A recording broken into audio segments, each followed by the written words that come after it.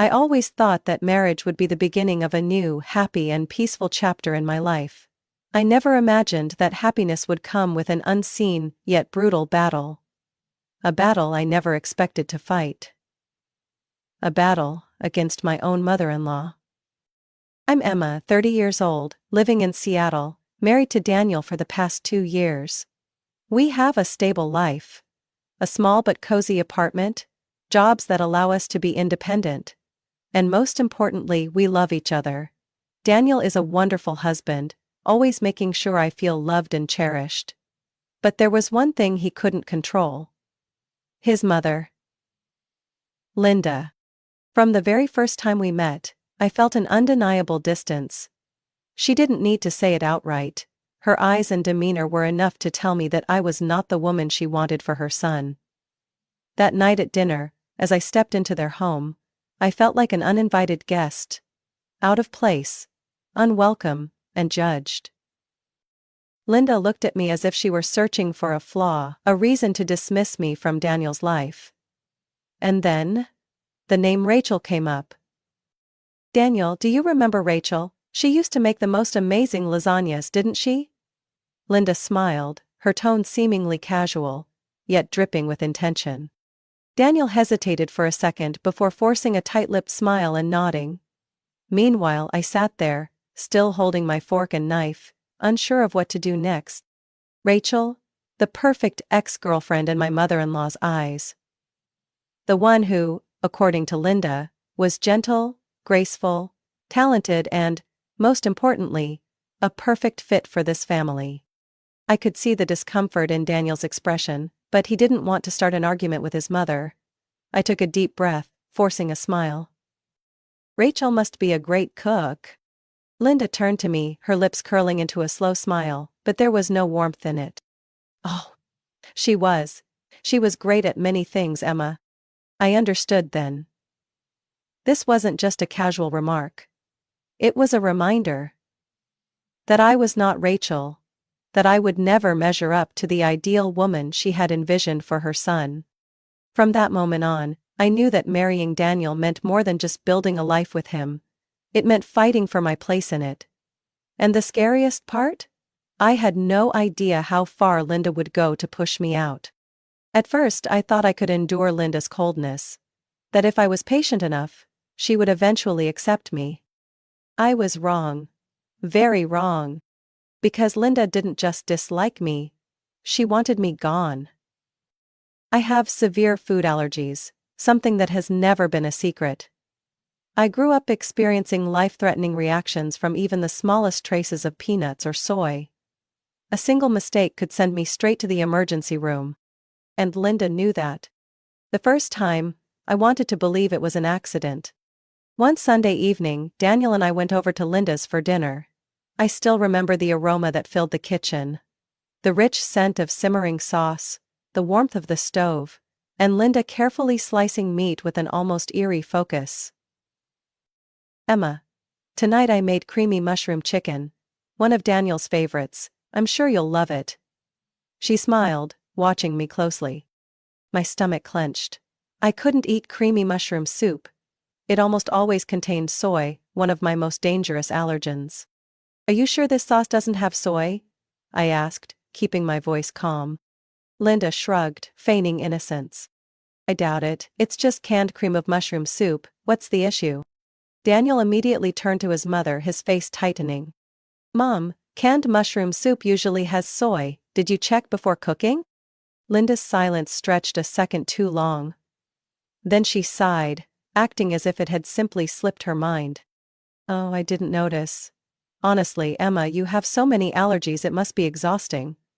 She chuckled, as if my life-threatening condition was merely an inconvenience. Daniel pushed his chair back abruptly, standing up, his eyes sharp. Mom, this isn't a joke. If Emma eats this, she could go into anaphylactic shock. Linda placed a hand over her chest, feigning shock. Oh, my. I'm so sorry. I'll be sure to remember next time. I wanted to believe it was just an accident, that she genuinely forgot. But that was only the first time. It was Daniel's birthday, and Linda decided to host a cozy family dinner to celebrate. I hadn't wanted to go, but Daniel assured me it was just a simple gathering. I should have trusted my instincts. That evening the table was filled with delicious dishes, a beautifully arranged feast. As I reached for some sautéed vegetables, Linda's cheerful voice rang out. "Emma, you have to try the green beans, I made them just for you." She watched me too intently. A chill ran down my spine. "What's in them?" I asked cautiously. "Oh, just some butter, salt, and, oh, right, I sprinkled sliced almonds on top for some crunch." I immediately set my fork down. "I can't eat almonds, you know that." Linda gasped, placing a hand over her mouth as if she had just realized. "Oh dear, I forgot. Goodness, there are just so many things you can't eat, it's hard to keep track." Daniel's gaze darkened as he looked at his mother. "Mom, this is happening again. Did you really forget?" Linda's face tensed as she crossed her arms defensively. "What, do you think I did it on purpose?" "Emma, do you really think I would ever try to harm you?" All eyes turned to me. I didn't know how to respond because, yes, that's exactly what I thought. That night, Daniel started seeing what I had known all along. His mother wasn't just difficult. She was dangerous. After that incident, I noticed Daniel became more tense whenever we visited Linda. He was no longer at ease. He double-checked every meal, questioning her about ingredients. And Linda noticed. She hated it. "Daniel, are you really doubting your own mother?" she asked, her voice laced with exaggerated hurt. "Mom, I just want to make sure Emma is safe." Linda was silent for a moment, then smiled, but the frustration in her eyes was impossible to miss. "Well then, you go ahead and protect her." I knew it. She wasn't going to stop. This wasn't about food anymore. This was a war. Linda wanted to prove one thing. I did not belong in her family. I began noticing a shift in Daniel. At first he was my rock, my shield against Linda. But gradually, after each visit, he became quieter. The weight of our conversations growing heavier. Linda didn't have to yell or outright disapprove of me. She just had to plant seeds of doubt in Daniel's mind. Like water dripping onto a rock, wearing it down over time, she made him question our marriage. Her words weren't direct, but they seeped into him like poison. "Daniel, I'm only worried about you. Emma is a wonderful girl. But have you thought about the future? Like..." Daniel told me about that conversation after we left his mother's house one evening. I was tidying up the kitchen, when he hesitated before speaking. "Mom brought up kids today." I looked up, my hand still holding an unwashed glass. "Oh, what did she say?" He scratched the back of his head, looking at me with uncertainty. "She's just concerned about your health. You know, with all your allergies," she said.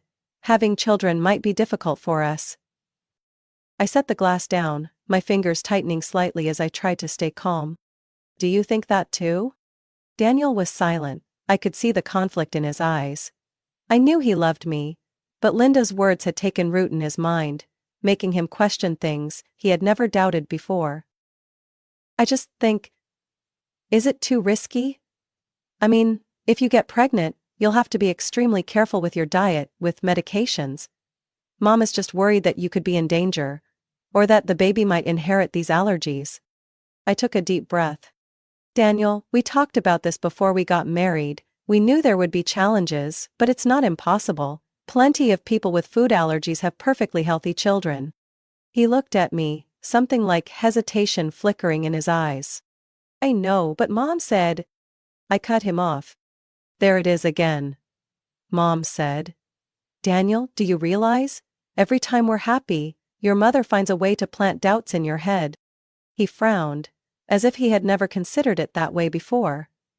My voice shook slightly with anger as I continued. "First she said I wasn't good enough because I wasn't Rachel. When you didn't care, she tried to make me sick with food. When that didn't work, she attacked the most important thing to us. Our future." Daniel sighed, rubbing his hands over his face. "I'm not saying I agree with her. I feel caught between the two most important people in my life." I looked at him, my heart tightening. Then who do you choose, Daniel? He flinched. What? I'm not asking you to cut your mother out of your life, but I need you to stand by me. If we have children, I need to know that you'll protect our family, that you won't waver every time your mother whispers doubts into your ear. Daniel was silent for a long time. Then he reached out, gripping my hand tightly. I choose you, Emma. I closed my eyes, exhaling in relief. But I knew this battle wasn't over. Linda wouldn't give up that easily. She had seen a crack in our foundation, and she wouldn't stop exploiting it. And the thing that worried me the most? Even though Daniel loved me, he was still so easily influenced by her. If I wasn't careful, Linda would find a way to break us apart. Piece by piece. I found out I was pregnant on a crisp March morning, the first hints of spring sunshine filtering through the bathroom window. The 2 red lines on the test made my breath catch, my heart pounding between excitement and apprehension. I had wanted this, but at the same time, I knew this news would change everything, not just for me and Daniel, but for Linda as well. Daniel wrapped his arms around me when I told him. Emma, I can't believe it. We're going to be parents. Seeing the happiness in his eyes, for a moment, all my worries melted away. But then I remembered Linda. I remembered everything she had done, the doubts she had planted, the subtle manipulations.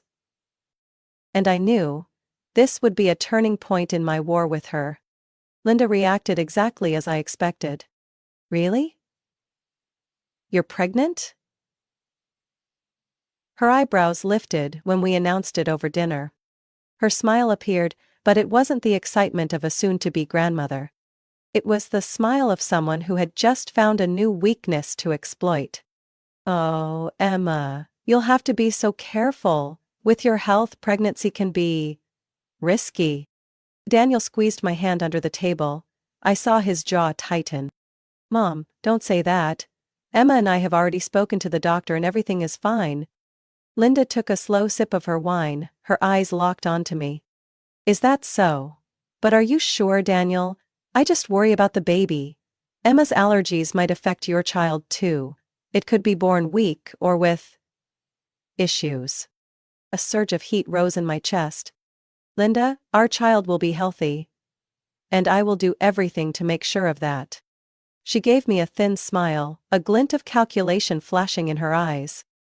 Then I'll throw a celebration party for you and my grandchild. The party took place 2 weeks later, and from the moment I stepped in, I felt uneasy. Linda had prepared an extravagant event, with a beautifully decorated dining table overflowing with food.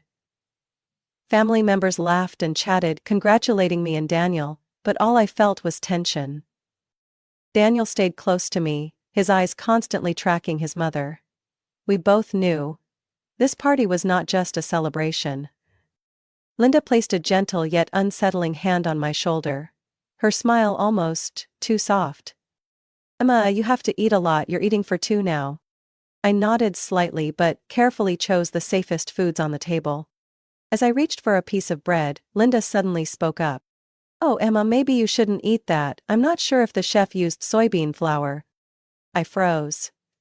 She knew. Slowly I placed the bread back down. Linda smiled, but I caught the challenge in her eyes. At the end of the party, Linda presented a stunning cake. I had this cake specially made to celebrate you, Emma. Applause filled the room. I looked at the cake, then at Linda. Something felt wrong. Linda cut a slice, placed it on a plate, and handed it directly to me. Just a little bite, dear. For my grandchild. Daniel frowned. I hesitated, but then Mark, Daniel's father, abruptly stood up. He glanced at Linda, then at the cake, his face suddenly pale. Linda, what did you use to make this cake? She blinked briefly before regaining her composure. Just simple recipe. Why, Mark? Mark didn't answer. He hurried to a nearby trash bin, rummaged through it, and pulled out a small yellow container. I froze. It was a bottle of peanut oil. Mark turned to Linda, his eyes burning with fury. Did you use peanut oil in this cake? Silence fell over the room. Linda blinked once, then forced an innocent smile. "Oh, maybe the chef used it and I didn't realize." Daniel snatched the plate from my hands and slammed it onto the table. "You knew? You knew from the beginning?" Linda was silent for a long moment. Then she lifted her head. No longer pretending. "So what?" Her voice was eerily calm. "None, I'm only doing what's best for you. Emma is a burden. She's weak, sickly, and now she's carrying a child who could end up just like her. Do you really want to deal with that for the rest of your life?" Daniel stared at his mother as if he no longer recognized her. "You almost killed Emma. Just because you don't think she deserves to be with me?" Linda didn't reply. She simply stood there, her eyes cold and emotionless. Mark turned away, his voice heavy with disbelief. "I can't believe this. You're not the woman I married, Linda." The room was filled with shocked whispers. But I couldn't hear anything anymore. I felt Daniel trembling beside me. I knew that from this moment on, everything had changed. Linda had crossed a line she could never return from. The air in the party became suffocating after the truth was exposed. Conversations turned into hushed murmurs, and the weight of what had just happened pressed down on the entire room. But for me, nothing else mattered. I just stared at Linda, the woman who had nearly killed me and my unborn child, without an ounce of regret in her eyes. Daniel stood beside me, his entire body tense with rage. "You're not my mother anymore," he said bitterly. "From this moment on, you have no place in my life." Linda didn't flinch. Instead, she let out a cold, amused chuckle. "You think you can walk away from your own mother just because of a weak woman?" Mark stood up, pushing his chair back. He had remained silent for too long, but now his voice was firm and ice-cold. "I won't stand by and watch you destroy this family any longer, Linda. This has gone too far." Linda turned to her husband, a glint of defiance in her eyes. "And what will you do, divorce me?" Mark looked at her for a long moment before nodding. "Yes. I can't stay married to someone who would harm her own daughter-in-law and grandchild, out of pure hatred." For the first time, Linda faltered. But then she laughed. A dry, hollow sound. "You're a fool, Mark. Do you really think you can walk away from me so easily?" Mark said nothing. He simply turned and walked away from the dinner table, leaving Linda standing alone under the furious glares of the entire family. I felt Daniel's hand tighten around mine. He looked at me, his eyes filled with resolve. "Let's go, Emma, we don't belong here anymore." I nodded. This was the last time I would ever step foot in Linda's house. News of Mark and Linda's divorce spread quickly through the family. No one sided with Linda. The ones who had once defended her, who had remained silent in the past, could no longer justify what she had done. Linda lost everything. Mark moved out of the house they had shared for 30 years. Daniel and I cut ties with her completely. Then, the messages started.